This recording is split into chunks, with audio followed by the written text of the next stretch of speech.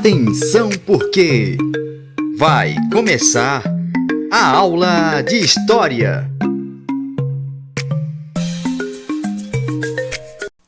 Boa tarde, alunos. E aí, vamos hoje aí iniciar mais uma aula de História, a nossa aula 12, certo? E o tema que eu trouxe aqui para debater um pouco com vocês é o tema sobre a implantação da ditadura militar no Brasil, tá certo? E também o AI-5, que vai ser aí um dos desdobramentos, né, do regime militar, que começa a ser implantado dentro aqui da nossa estrutura política, tá certo? A partir ali de 1964, através de um golpe de Estado, beleza? Então vejam, para que a gente possa entender o porquê desse golpe, tá certo? E o porquê, principalmente, que a democracia brasileira, mais uma vez, né, na história desse século XX, desse nosso país, ela foi interrompida para justamente dar espaço para a implantação de uma ditadura, nós temos que entender o contexto, né, em que todo esse processo aí estava inserido. Então, primeiramente, como esse golpe ele ocorre em 1964, então nós vamos ter ali aquele contexto político dos anos 60, tá certo? Ou seja, pós-Segunda Guerra Mundial. E esse mundo pós-Segunda Guerra Mundial, ele é fortemente influenciado pelo período da Guerra Fria, tá certo? Que é justamente aquela disputa política ideológica entre Estados Unidos e a União Soviética, tá certo? Além dessa política dessas supernações, né, que vão emergir nesse mundo pós Segunda Guerra, nós vamos ter aí também a disputa por blocos, né, e ideologias políticas.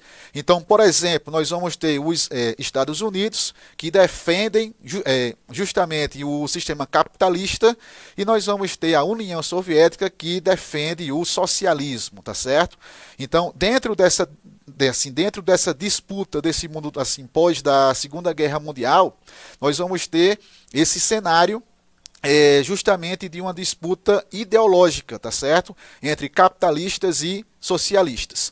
Quando você pensa o mundo ocidental, e aí principalmente, né, essa América Latina, tá certo? Ela vai ficar justamente sobre a influência política norte-americana, ou seja, ela vai ter um direcionamento político relacionado ao bloco capitalista. Então, o que ocorre, tá certo, na década de 50, década de 60, 70, dentro dessa conjuntura política da América Latina, é justamente uma forte perseguição a partidos de esquerda, tá certo, ao comunismo de uma forma geral. Então nós vamos ter, dentro desse cenário de início desse golpe militar dentro do Brasil, justamente esse discurso de ameaça comunista, de combater o comunismo, tá certo?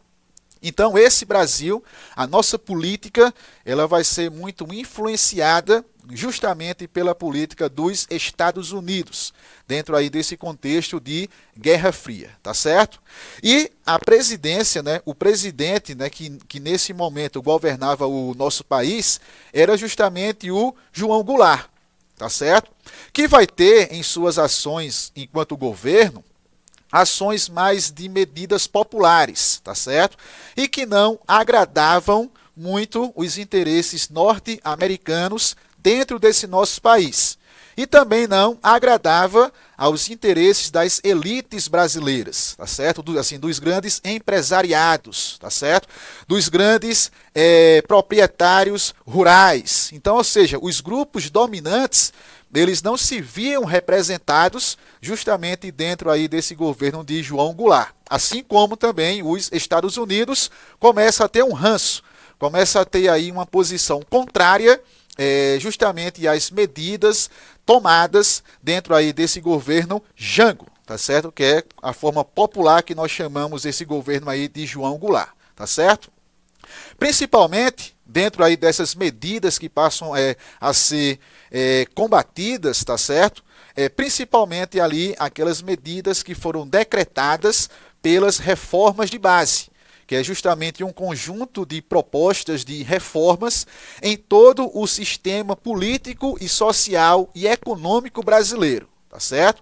E essas reformas, né, essa proposta, essas medidas, elas estavam muito mais alinhadas aos interesses populares, tá certo? Então, os grupos dominantes, os Estados Unidos principalmente, eles começam a ter uma postura mais de oposição, de combater essas medidas e, consequentemente, combater também aí a presidência de João Goulart, tá certo? Entre as medidas propostas pelas reformas de base, nós vamos ter aí duas, né, que serão assim, o principal alvo a ser combatido pelos grupos dominantes brasileiros, né, por nossa elite, que é justamente a lei de remessas de lucros, tá certo? Que colocava, que foi uma proposta, que foi uma política que colocava um controle sobre os lucros, tá certo? Obtidos pelas empresas multinacionais aqui instaladas em nosso país, principalmente empresas norte-americanas, tá certo? Então, dentro dessa proposta, dessa lei de remessas de lucros, o Estado brasileiro ele ia ter um controle justamente sobre esses lucros, beleza? Isso aí automaticamente vai desagradar, né, esses empresários norte-americanos que tinham suas filiais, que tinham suas empresas instaladas dentro dessa realidade brasileira. Uma outra proposta que passa a ser também bastante combatida é justamente a proposta de reforma agrária, ou seja, o desenvolvimento de uma política dentro do campo brasileiro, tá certo? De combater, primeiramente, as grandes propriedades rurais, ou seja, combater a presença do latifúndio, tá certo? E com isso promover uma melhor distribuição de terras, principalmente para os grupos camponeses que não tinham acesso a essa propriedade. Então, essas duas medidas principais, compostas dentro dessas reformas de base, passam a ameaçar justamente os interesses tanto norte-americanos em nosso país, como também os interesses dos grupos elitistas, né, que dominavam principalmente aí os setores econômicos desse Brasil. Então, por conta dessas reformas de base, e principalmente aí essas duas medidas, essa questão da lei de remessas de lucros e também da reforma agrária, tá certo? Cria-se todo um discurso de que João Goulart, tá certo? Ele estaria ali tentando implantar o comunismo dentro do nosso país, de transformar esse Brasil em um Estado, em um país comunista, tá certo? Então aí surge também dentro dessa oposição justamente esse apelo aí, esse discurso de combate ao comunismo, tá certo? Embora que essa ameaça de fato ela não existisse, tá certo?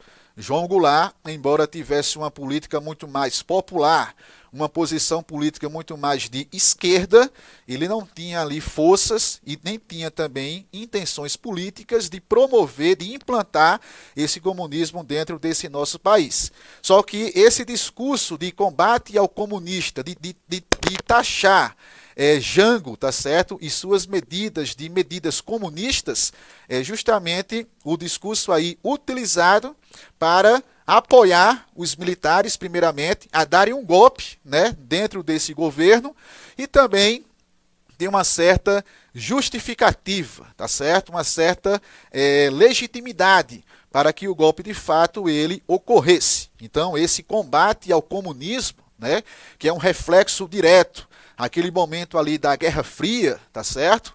Foi justamente utilizado bastante para fazer crescer essa oposição, certo? Diante o governo Jango, tá certo? E esse golpe de 1964, ele foi conduzido pelos militares, mas teve apoio de uma parcela significativa também da população brasileira. E que parcela foi essa? Foram justamente os grupos mais conservadores, tá certo? A própria Igreja Católica, né? Os altos cargos dessa igreja, tá certo? A classe empresarial, a classe agroexportadora, ou seja, as elites desse nosso país. e os grupos mais conservadores, né, que estavam aqui inseridos. Então eles apoiam justamente esse golpe, tá certo? Eles apoiam essa retirada, né, de Jango da presidência para que os militares, para que o exército brasileiro assuma justamente o controle político desse nosso país. Então, por isso que nós chamamos que esse golpe militar de 1964, ele foi um golpe civil-militar, por conta aí dessa participação também de grupos, né, de certos grupos da nossa sociedade que passam a legitimar e apoiar essa questão aí da subida ao poder dos militares brasileiros, tá certo? Um dos maiores exemplos disso foi justamente a manifestação da Marcha da Família com Deus pela Liberdade, organizada aí por esses grupos conservadores, tá certo? Por esses grupos mais elitistas dessa nossa sociedade, uma grande manifestação justamente em oposição a Jango, em apoio aos militares. E aí o discurso principalmente utilizado nessas manifestações era justamente combater a suposta, tá certo, ameaça comunista que esse governo aí de Jango poderia trazer para esse nosso país. Então aí você observa algumas fotos, tá certo, dessa marcha, dessa manifestação altamente conservadora, tá certo? Tem ali até um cartazinho, né? O Brasil não será uma nova Cuba. Por que Cuba, né, sempre é tida como uma referência? Porque dentro do cenário da América Latina, Cuba, desde 1959, ela já tinha feito, né, ela tinha ali realizado justamente uma revolução com características do comunismo, tá certo? Então Cuba passa a ser aí uma referência de comunismo dentro dessa América Latina. Então, essa ameaça comunista, né, que vai ser aí utilizada assim, para esse discurso de oposição, é justamente uma forma de justificar e de legitimar justamente esse golpe civil-militar que ocorre em 1964, tá certo? Então vejam, quais são, né, como foi que essa ditadura, porque a partir desse golpe de 64, nós vamos ter a implantação de uma ditadura dentro desse nosso país, que durará 21 anos. Então, de 1964 até 1985, nós vamos ter justamente a vivência do sistema, né, dessa ditadura militar implantada dentro aí desse nosso país, tá certo? Então, aquela caminhada democrática, né, que o Brasil vinha seguindo desde o fim da era Vargas é justamente interrompida por essa ditadura militar, tá certo, brasileira. E para a implantação desse sistema, nós vamos ter aí uma forte participação dos Estados Unidos, né? Falamos no início que o governo Jango vai sofrer uma forte oposição, tanto de grupos internos, né, da sociedade brasileira, mas também, né, da política norte-americana, tá certo?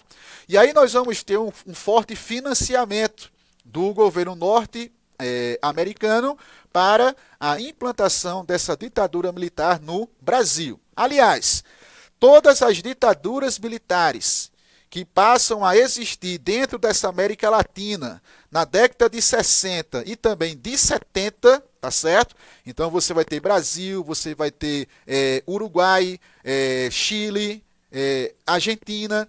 Todas essas ditaduras, elas serão financiadas justamente pela política norte-americana, com o discurso de combate ao comunismo, tá certo? Já que o momento ali político do mundo era justamente essa disputa entre capitalistas e comunistas, entre Estados Unidos e União Soviética, né? A Guerra Fria que está por trás aí de toda essa realidade, tá certo?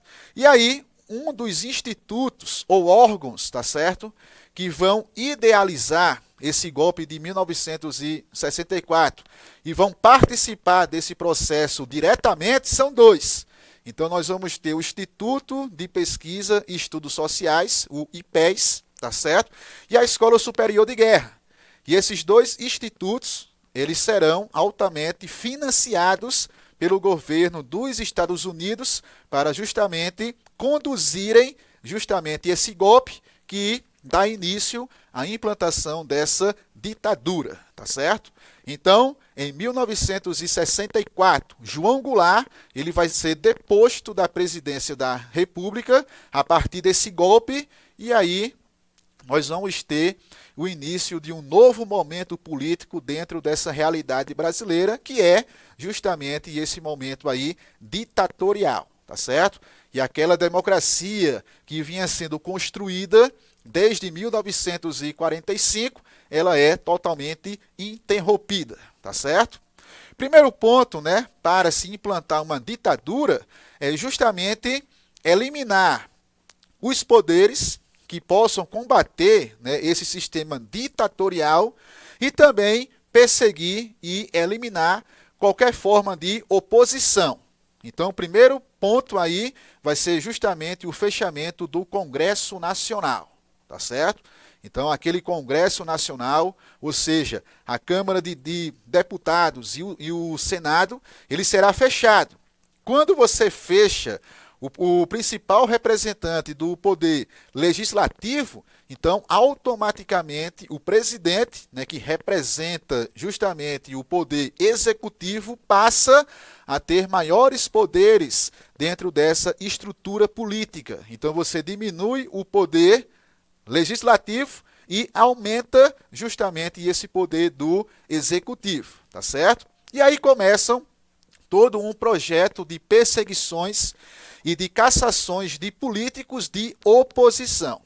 Então, todos os grupos, toda a classe política que se opunham, né, à subida dos militares dentro desse governo brasileiro, eles foram perseguidos e foram cassados. Tiveram ali os seus mandatos cassados, justamente aí pela junta militar que se forma logo após aí esse golpe de 1964, tá certo?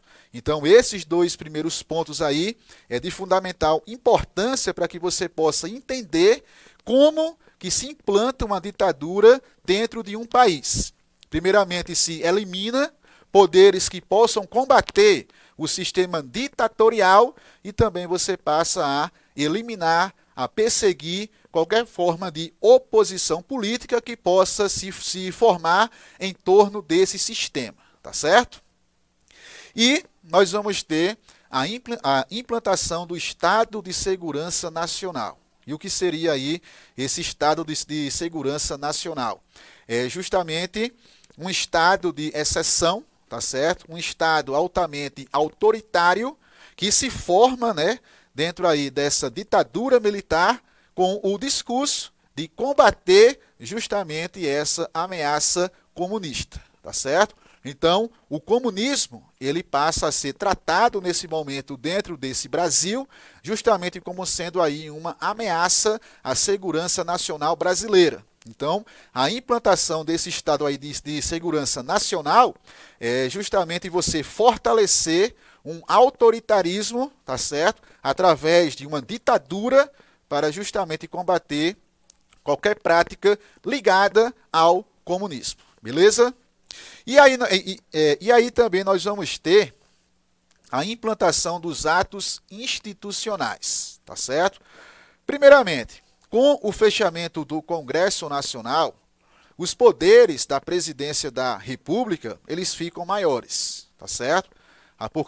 Até porque também, né, uma das atribuições desse poder legislativo do Congresso é fiscalizar, tá certo, os poderes do presidente, ou seja, fiscalizar o poder executivo.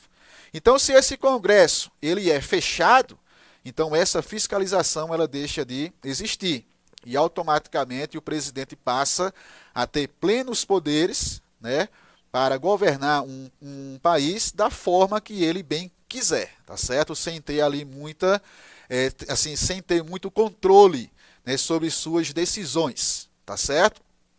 E os atos institucionais, eles foram criados justamente para, primeiramente, fortalecer esse poder superior do Executivo, no caso dos presidentes, tá certo? Da presidência da República Brasileira, e também eles foram criados para possibilitar a legitimidade, tá certo? Ou seja, dar legalidade justamente a esse processo de implantação dessa ditadura.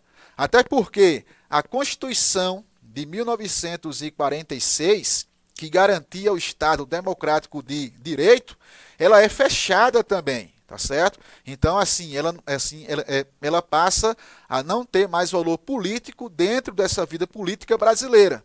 Então, os atos institucionais são decretos, tá certo? Realizados pelo presidente da República, justamente para aumentar o seu próprio poder e dar legalidade, dar legitimidade, justamente aí às mudanças políticas que serão conduzidas por essa ditadura, tá certo?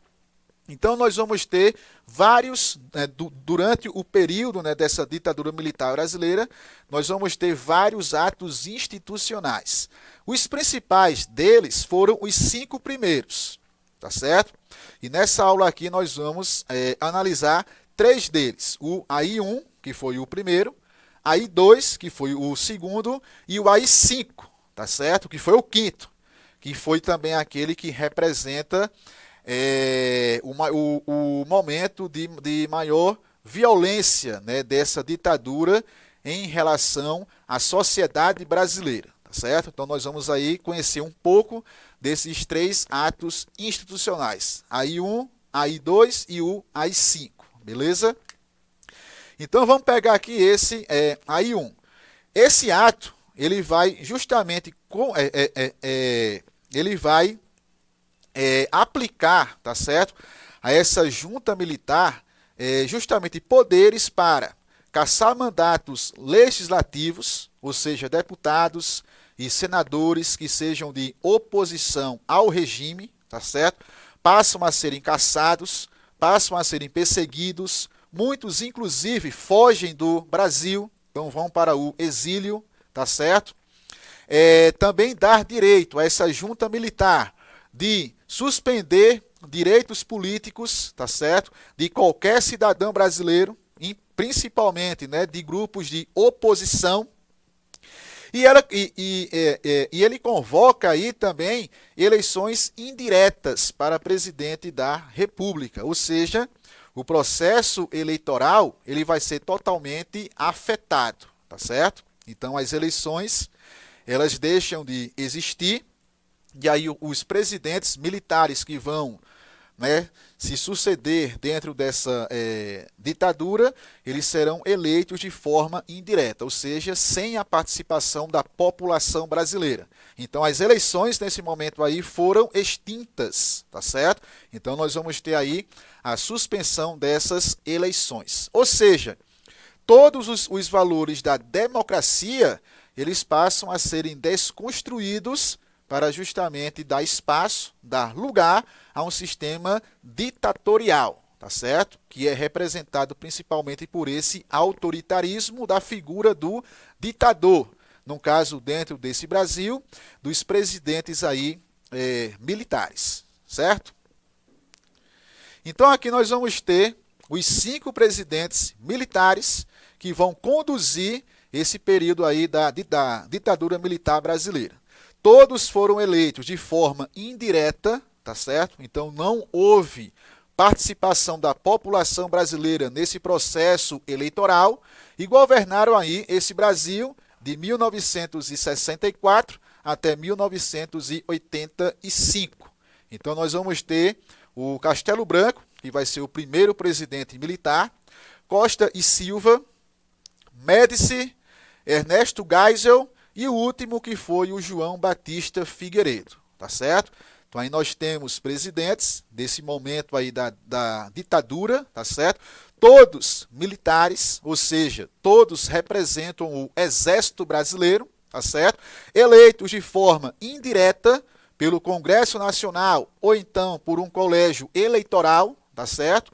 E vão conduzir aí esse período dessa ditadura, certo? Então foram 5 presidentes militares que esse período aí de 21 anos, né, o nosso país ele vai conhecer. Beleza? Um outro ponto aí, quais são as principais características desse período, né, da ditadura militar brasileira? Primeiramente, essa questão da hipertrofia do executivo. E o que é que significa isso? Significa que o poder executivo, primeiramente, o Estado brasileiro, ele é formado por 3 poderes: executivo, legislativo e o judiciário. Tá certo? Dentro de uma democracia, esses poderes eles são independentes e um não é maior do que o outro. Então, se você colocasse em uma balança esses 3 poderes, eles vão ter o mesmo peso. E um serve para fiscalizar o outro. Beleza? No caso do poder executivo, então nós vamos ter o presidente da República como sendo o seu maior representante. No caso do poder legislativo, vamos ter o Congresso Nacional como sendo o seu maior representante, né, que é a Câmara de Deputados Federais e o Senado. No poder judiciário, nós vamos ter o Supremo Tribunal Federal, tá certo? O famoso STF, que aí representa, né, a competência maior desse poder judiciário. Então, numa democracia, esses poderes, eles são iguais em poder, né? Embora tenham funções diferentes. Mas aí existe um equilíbrio nesses 3 poderes. Durante a ditadura, o poder executivo, tá certo?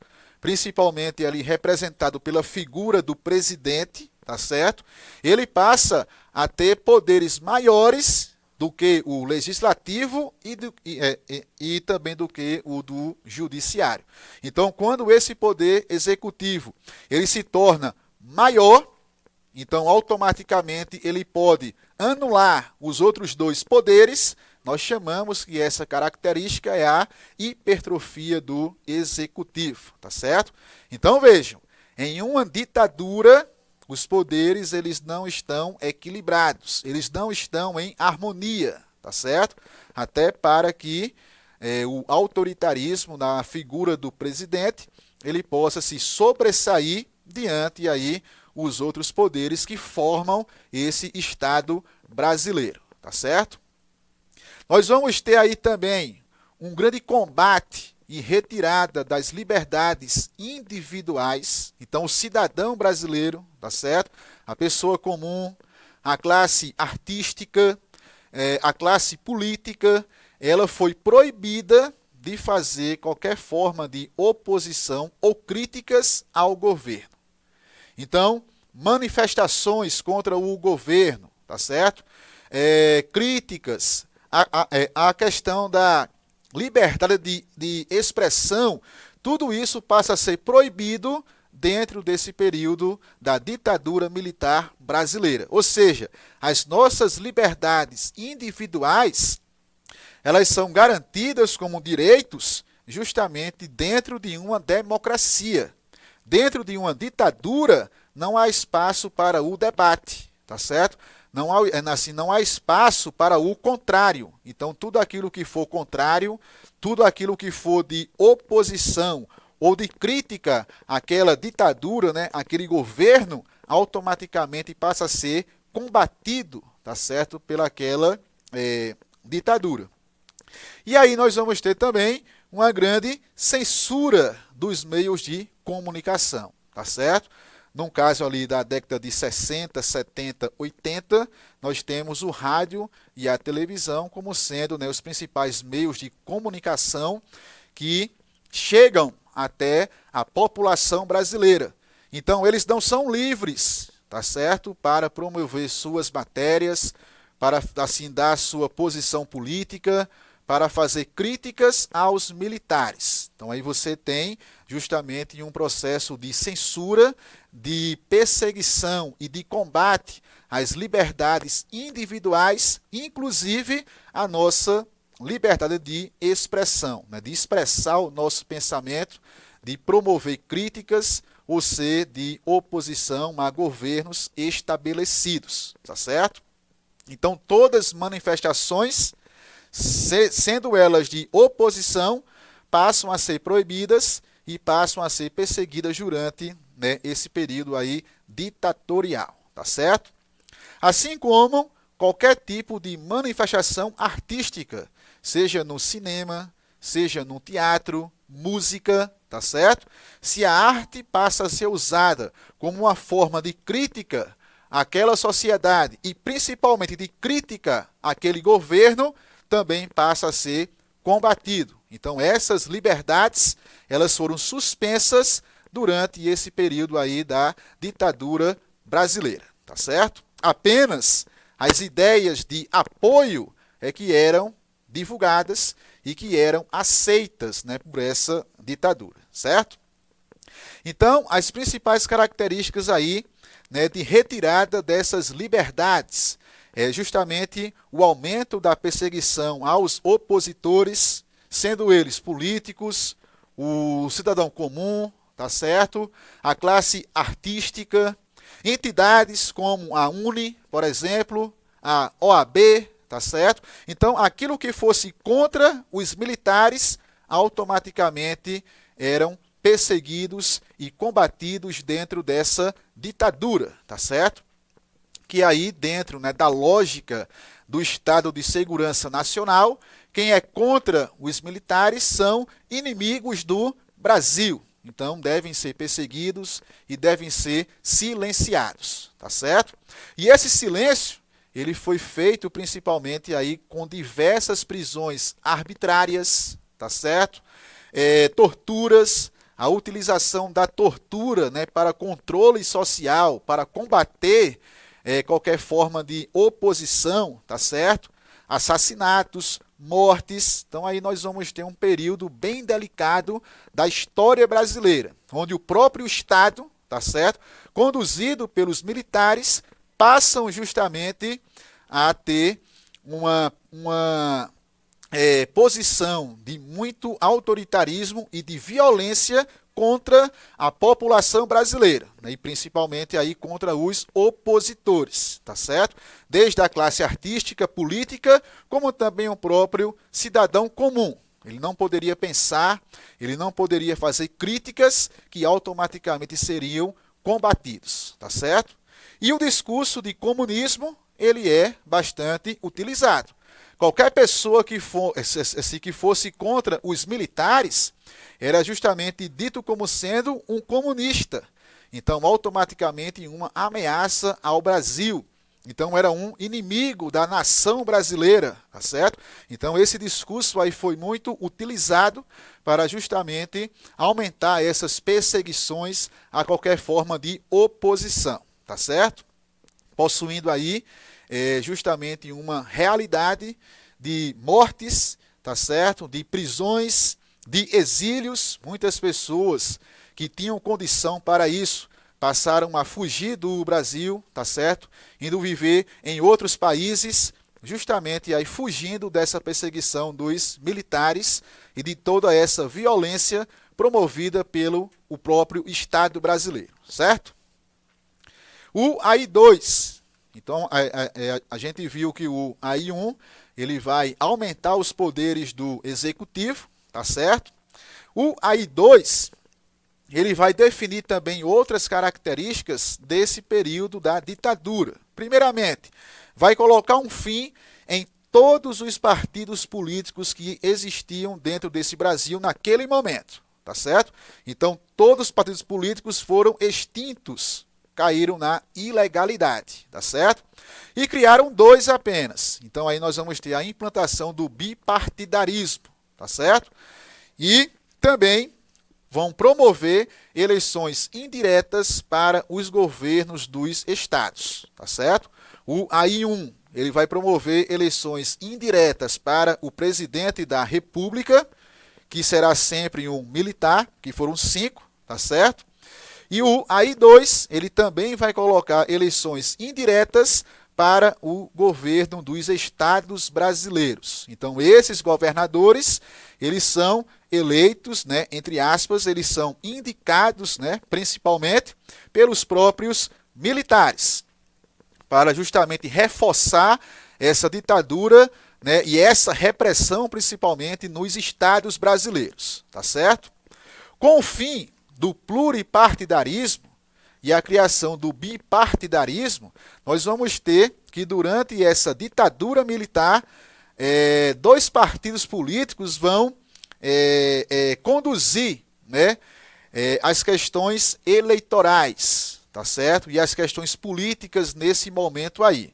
Porque, vejam, para compor o Congresso Nacional, senadores e deputados federais, nós tínhamos eleição. Para presidente, não. Para governadores de estados, não. Ali você tem eleições indiretas, tá certo? Mas para deputados federais e senadores, nós vamos ter ali o processo eleitoral, né, ele sendo conduzido ali de forma normal, tá certo? Embora que era muito difícil uma oposição, né, um grupo de oposição conseguir de fato vitórias nessas eleições, já que a perseguição era muito forte, né, nessa oposição. Mas durante essa ditadura, então nós vamos ter a criação de dois partidos que representam esse bipartidarismo. Então temos de um lado a Aliança Renovadora Nacional, a ARENA, que é o partido de apoio aos militares, tá certo? E é o partido aí que vai ser, assim, que vai ter mais deputados e mais senadores dentro desse Congresso Nacional, tá certo? A maioria, né, da classe política desse Congresso são justamente dessa ARENA, ou seja, que apoiam o golpe, que apoiam essa ditadura militar dentro desse Brasil. E o outro partido, que é o de oposição, é o MDB, o Movimento Democrático Brasileiro, tá certo? E ali nós vamos ter uma certa brecha, né? Um pequeno espaço para que grupos que fossem contrários a essa ditadura, tá certo? Ao governo militar dentro desse Brasil, pudesse ali tentar fazer alguma coisa, embora fosse muito difícil, porque a repressão, a perseguição, a cassação, né, de políticos ligados justamente a essa oposição era uma coisa muito forte durante esse período, tá certo? Mas aí nós vamos ter os dois partidos que vão conduzir justamente essa questão partidária política durante esse período aí da ditadura brasileira, tá certo? Os 21 anos de ditadura. E para finalizar, nós temos que em 1968, tá certo? Nós vamos ter aí o decreto do AI-5. Então nós vimos o AI-1, AI-2, tá certo? As principais características desses dois atos, né, institucionais. Vamos ter também o 3 e o 4 e o 5. O 5 aí vai ser o mais repressor. É aquele que representa justamente a grande violência dessa ditadura contra a sociedade, né, e principalmente aí contra os grupos de oposição aos militares dentro dessa realidade brasileira. Então esse AI-5 ele vai ser ortogado, imposto pelo presidente Costa e Silva, que foi o segundo presidente militar dentro aí desse regime, tá certo, implantado em 1964. E aí esse AI-5 ele representa justamente essa maior expressão dessa ditadura militar brasileira. É o momento mais violento dela, de mais repressão justamente contra opositores e inimigos, né, entre aspas, da nação brasileira, tá certo? E aí você vai ter que o discurso anticomunista de perseguição a grupos ligados ao comunismo ou de esquerda, tá certo? Fossem fortemente defendidos pelo Estado de Segurança Nacional implantado aí pelos militares, beleza? E aí, o presidente que já tinha muitos poderes, ele aumenta ainda mais os seus poderes, tá certo? Então aí você vai ter que as prisões, elas serão muito maiores nesse momento, a tortura, ela vai realmente ser oficializada como forma de controle social dentro desse Estado brasileiro, tá certo? Então aí você vai ter uma série de mortes, assassinatos, a repressão é grande. O Estado aí nesse momento assume realmente o seu a sua feição mais violenta contra qualquer oposição desse regime, dessa estrutura aí da ditadura, tá certo? E principalmente, o presidente da República, ele passa a ter com esse AI-5 tanto poder que ele pode interferir em decisões concedidas pela justiça brasileira, principalmente relacionado aos habeas corpus, tá certo? Então, se um juiz, né, se o STF, por exemplo, ele conceder, né, um habeas corpus a algum político ou algum preso político, o presidente ele poderia anular esse habeas corpus, tá certo? Então isso aí representa que até em cima desse poder judicial, tá certo? Até em cima do judiciário, o presidente ele passa de fato a ter o controle praticamente aí de todo o Estado brasileiro, tá certo? E esse AI-5 ele foi decretado justamente aí no finalzinho de 1968, tá certo? Então é isso, né? Te fez aqui uma análise geral sobre os primeiros momentos da implantação dessa ditadura militar no Brasil, mostrando aí suas principais características, né? E o discurso que foi utilizado para justificar esse golpe, para legitimar essa ditadura dentro aí da questão política desse país, desse Brasil, tá certo? Então valeu aí pela participação, até uma próxima aula e tchau, tchau.